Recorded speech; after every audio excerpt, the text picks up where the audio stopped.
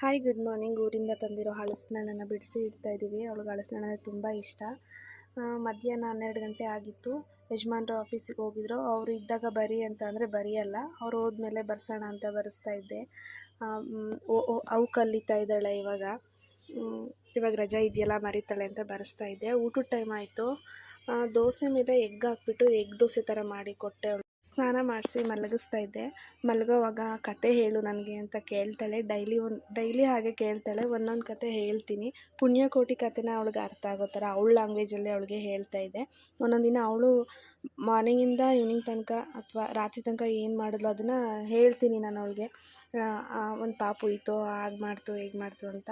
ಆವಾಗ ಅವಳು ನಾನು ಅದನ್ನು ಮಾಡಿದೆ, ನಾನು ಇದನ್ನು ಮಾಡಿದೆ, ನೀನು ಇದನ್ನು ಮರೆತುಬಿಟ್ಟೆ ಅಂತ ಅವಳು ನನಗೆ ನೆನಪಿಸ್ತಾ ಇರ್ತಾಳೆ. ಅವಳಿಗೆ ಇಂಟ್ರೆಸ್ಟ್ ಬರೋ ಥರ, ಅವಳಿಗೆ ಯಾವುದ್ರಲ್ಲಿ ಇಂಟ್ರೆಸ್ಟ್ ಆ ಥರ ಅದನ್ನು ಮಾಡ್ತೀನಿ. ನಿದ್ದೆ ಮುಗಿಸಿ ಎದ್ಲು ಅವಳು.